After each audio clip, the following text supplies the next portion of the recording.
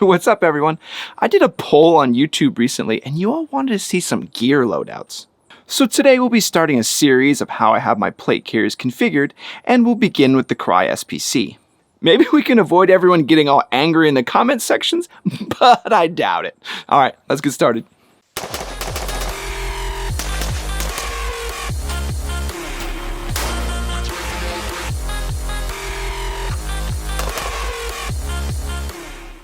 So honestly, I was a little surprised that you all wanted to see and hear exactly how I have my plate carriers configured, mostly because I have no idea what I'm doing. But I do get the opportunity to see a lot of gear, so I get to test out what works, what doesn't, and see some of those companies that maybe you haven't heard of yet. And yes, I know you all voted and you wanted to see 2 plate carriers in this video, but instead of making like one stupidly long video, I'll go ahead and make a series of videos so you can actually look and find the actual video for the style that you want to see, instead of having to remember which 2 plate carriers were in which video where. I'll keep this series running though, so you won't have to wait a long time to see the setup you're wanting. But before we get started, super big disclaimer. I am not a level 100 wizard. I think I'm currently level 12. The gear I've put together is focused on the angle of an active citizen and what I deem necessary for my setup, as your mission varies from mine, so it would be useless to mimic my kit, as it would be incorrect for what anyone besides me is trying to accomplish. And I've thought ahead in this video for those folks that just like to cry all day and placed a small bucket down here that you can put all your tears in, instead of cluttering up the comment section. So if you feel the need for me to call the wambulance for you, just tap that little bucket down there and put your tears in it, because trust me, no one cares. With the mindset of an active citizen, I place emphasis on focusing on a mission set that uses intelligent gear choices to punch above my weight class. I'd more than likely be working alongside other civilians with varying levels of formal training, all the way from a lot of formal military training to no training at all. So you won't see a whole lot of rear panel use or standard military loadouts in my gear. So unlike the military, the civilians I'd be working with likely wouldn't have the same loadout, nor would they have the same level of training. So, in my design mantra, the entire design revolves around working in small groups of civilians of various tiers of training who would also have various levels of gear and varying knowledge of how to use it. So the design has to kind of account for all those variables, and it isn't really centered on connecting into like a military unit. Looking at the various carrier setups in this series, you may notice they are similar in many ways, and different in others, but all of the carriers are designed to fulfill 2 main roles: go fast or go long. The Crye SPC I'm showing you today is one of my go fast setups. The carrier is extremely adaptable and lightweight with a minimalistic design. For when I need to move extremely quickly or I'm in close quarters and I need to maximize the element of speed in that engagement. As a comparison, the other carrier I'll show you is my Olight K19. Agilite. Calm down. The Agilite excels in a go-long setup as the carrier distributes weight incredibly well and has a lot of parts integrated into the carrier to more easily carry heavier loads. But the Crye SPC can also bridge that gap between the go fast and the go long by the use of the Eagle Ergo, and I'll show you all that also. But let's tear into the Crye SPC and that whole setup. The Crye SPC loadout I have focuses on 2 things simultaneously: the go fast mantra and scalability. As I'm not dealing with a military unit in a predetermined loadout, scalability becomes an absolute must, because I don't know when I need to go heavy or go light, and I need to be able to change through situations on the fly. And so the focus on the Crye SPC is to be dynamic and flexible to move quickly in whatever situation. Good grief. So I think you grasp what I'm saying, and if not, we have our tear bucket down in the corner. Let's go ahead and put some tears down there at this point, because I'm sure there's somebody crying already. And we haven't even started yet. So where do we want to start with this? I guess let's just start with the front panel and then we'll work our way around. The front of my Crye SPC uses the Juggernaut mount so I can integrate my phone into the plate carrier setup. You do lose a bit of real estate here if you're just butt crazy for patches that have a big F on them. Yeah, put a tear in the bucket for that one for sure.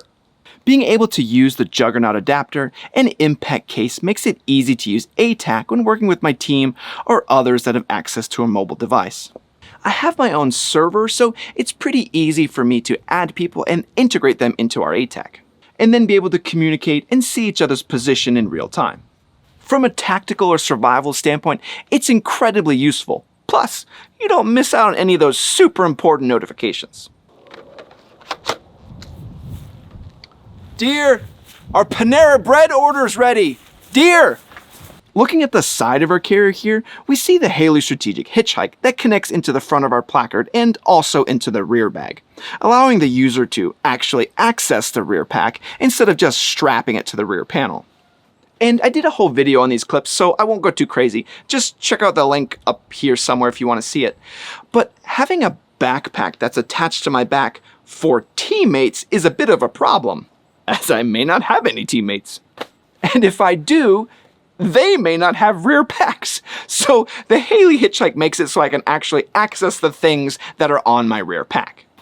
Moving down the front of the carrier, we see our Spiritus Systems MK4 front placard tied into the Thing 1.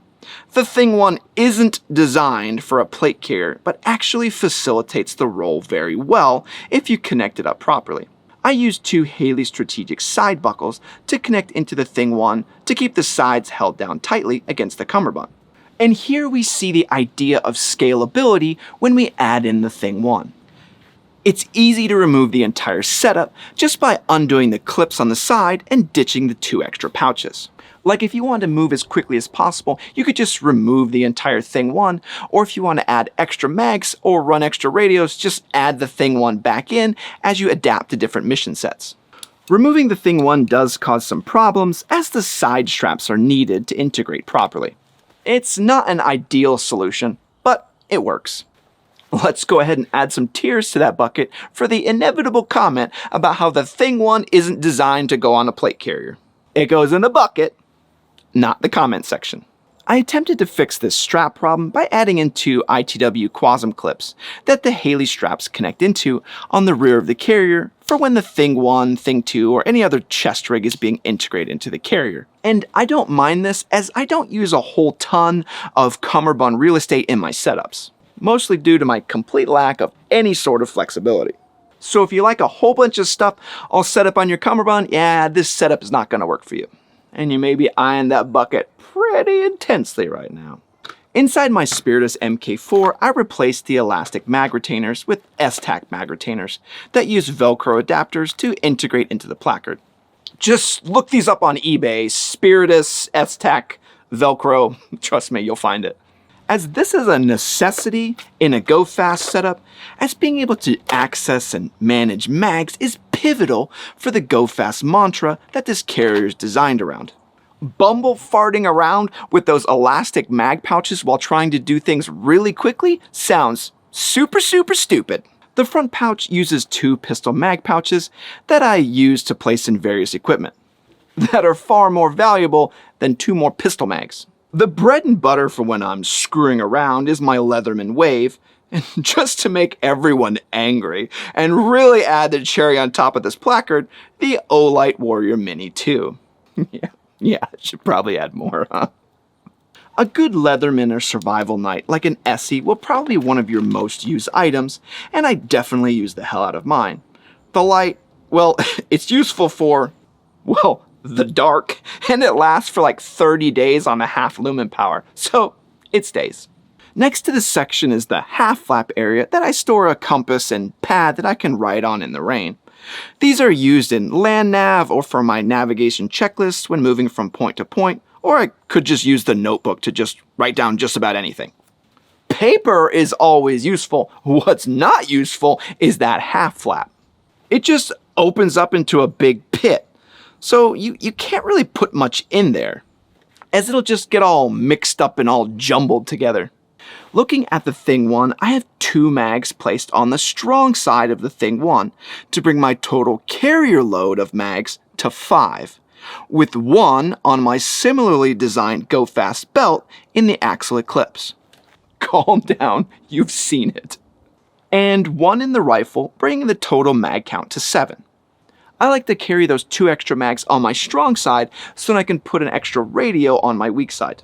And if I had to reload, these 2 would be used last and re-indexed to the center of the carrier if I have expended some of my mags. Further expanding on why I want to have the S-Tac retainers and not the elastic doo-doo butt. No, tell you what, I think you all agree with me on this one. On the other side of the Thing 1, I placed a second tourniquet pouch, but it could also easily expand for 2 more mags to bring the total count to 9, or a second radio if I needed to integrate into 2 different comm setups. The radio setup that I have on this currently is actually hidden in a Crye pouch that is actually placed underneath the cummerbund. The Crye SPC uses a very unique and pretty badass cummerbund connection method that I'll show you in the review when we get to it. The slick design cummerbund includes a slit that goes into the carrier and a hook and loop portion that is used as a quick disconnect. The Crye radio pouch integrates that design, allowing for the slit to travel through the pouch and still connect via the hook and loop for the QD. So be aware you need the special Crye radio pouch to connect up if you want to hide it under the cummerbund on a Crye SPC. The Crye radio pouch under the cummerbund holds a simple Baofeng radio that is connected into a cattail antenna, and that antenna is then woven through the rear of the carrier, along with a quick disconnect radio connection from Comm Gear Supply that ties into my Sordin Supreme Pro X's via a 3.5mm jack. And I talked about this radio setup in detail in that budget versus high-end comms video that I'll link up here if you want to know more about how to set all that up. One weird thing though, I had like 20 comments from Motorola shills that showed up in that comment section. Super weird. Moving on, at the very bottom of the Thing 1, we see another bit of the expansion mindset with our Raptor Tactical 3-in-1 Dangler pouch. Now I really like this Raptor Tactical pouch because it can be run as a dangler or just as a fanny pack. And as I've said before, no one really worries about the goober with the fanny pack. Plus, it can be taken on and off the carrier quickly, which adds into that whole expansion mindset of this whole carrier setup. I leave the Raptor dangler connected to the front placard and not this slit in the Thing 1. Mostly because if you try to use that, you'll want to punch babies. You know, I don't even feel bad about this one because it's true. The Raptor Tactical 3-in-1 has 2 pouches, and I keep a medical sleeve in the main pouch that can be easily removed and handed off to someone else or placed next to me to work from. And no, I don't remember where I got this. Someone needs to just make these. The normal contents that I have in that sleeve is just the normal SIRK Gen 2. And those kits include a ton of medical equipment. 2 tourniquets, 2 sets of gloves, lots of goodies, and a decompression needle. Just kidding, I don't have that. If you don't know how to use that, yeah, whatever. Whatever, you do you. In the front of the dangler pouch are various miscellaneous items, such as an extra set of gloves, a USB drive,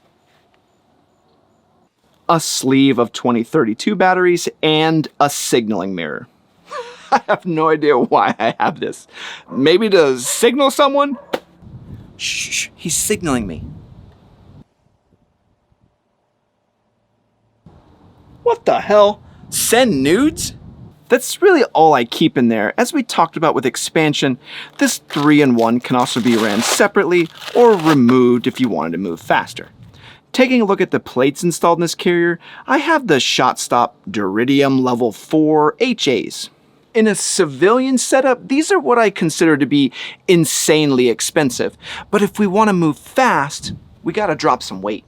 Heavy plates are cheap and usually work just fine, but these plates weigh just 4.5 pounds, which is even significantly lighter than my super sweet Bowtech Battle Steel in multi-curve at 5.5 pounds. I know. Looking around the carrier, we see the cummerbund setup, and I'll talk about this more when we do the full review. Here's some foreshadowing though, adjusting it absolutely sucks. Like, really sucks. On the cummerbund, we see the forward ITW QASM clips used to connect into the Flatpack underneath the Thing 1. These clips also don't really get in the way if you don't have the Flatpack installed, so you really don't have to worry about that. And then we have the Ghille strategic clips we mentioned earlier that can be connected to a chest rig style connection or just stowed rearward. Alright, so then let's move back to the rear of the plate carrier and take a look at the Flatpack. I spent a lot of time designing this carrier to make this Flatpack actually usable and accessible. The Flatpack can easily be removed in a hurry if you had an area to ditch it and operate from. Or you can disconnect the clips on the side and flip the Flatpack over your head to get to your gear. I've shown you all of this though, so what would I put in it? Currently, I'm playing with the Predator Ghille from B's combat system and keep an entire ensemble in my Flatpack. This allows me to add a significant level of breakup to my silhouette extremely quickly. I can just pull this out and cover up my rear pack, helmet, and front placard to make any camo pattern match the environment I'm in. And then we make multicam basement actually useful for once. Fine. Bees is also working on some other Predator Ghille items that are really badass, so keep an eye out for those sneak peeks, because it's pretty exciting. The last and most important part of this setup is the Eagle Ergo. This item is hard to explain on what exactly it does and how it works without actually wearing it yourself. The rear of the Eagle Ergo has an adjustment to control how far the rear pack is offset from you, and this gives you significant expansion of the chest if you need to take deeper breaths. And in this setup, the Eagle Ergo is absolutely pivotal as the cummerbund gives you no leeway with how stiff it is. To install it though, you connect the Eagle Ergo into the shoulder strap. I put the Crye shoulder sleeves over to hide the connections. The rear of the Eagle Ergo then connects into the molly of the plate carrier to support the weight on the Ergo. Part of why I hate rear plate bags that don't have molly, because then you can't even use this. You know who those Instagram plate carriers are. The way it works is it actually lifts the actual shoulder up off of you to take weight off the shoulders and then distribute it around the actual plate carrier. The Eagle Ergo then becomes the pivotal piece that bridges the gap between the go fast and the go long setup if you needed to with the Crye SPC.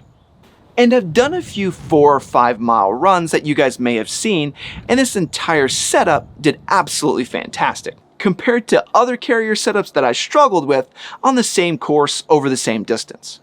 Overall, I really like this go fast Crye SPC and Eagle Ergo setup, but it's not perfect or without flaws. The expansion connections are kinda messy, and it would be nice to have a better way to integrate all of this. And the guys over at Tracer Tactical has some really innovative stuff they're working on that may work to actually integrate everything a little bit better. The side clips and connections make an absolute mess, and I'm open to any suggestions in the comments on how to improve it while maintaining the same systems. Well, I hope you liked seeing my Crye SPC setup and how I have it focused around that go fast and expansion mindset. In the next setup video, I'll show you the Olight K19 that you've all been dying to see. I know, you guys all want to see the Defense Mechanisms MEPC, but I'm missing a few bits that I got to put together. It'll be the 3rd one in the series. And yes, there is one elephant in the room that I haven't addressed, the multicam and multicam black. The idea here was to test how the 2 different patterns work to break up the silhouette by giving 2 different contrasting colors. I'm not sure it does that at all. It just makes me want to grow a neck beard. Hopefully by seeing my setup, it was useful to you. I don't know how it would be though, as you should be making your setup and not mine. I want to say thanks to all of our Patreon supporters though. You're the ones that make all this cool stuff possible. And I want to thank everyone that likes, comments, and subscribes. Comment down below about what you liked about this Crye SPC setup and when you want to see that review. All right, everyone, all shout.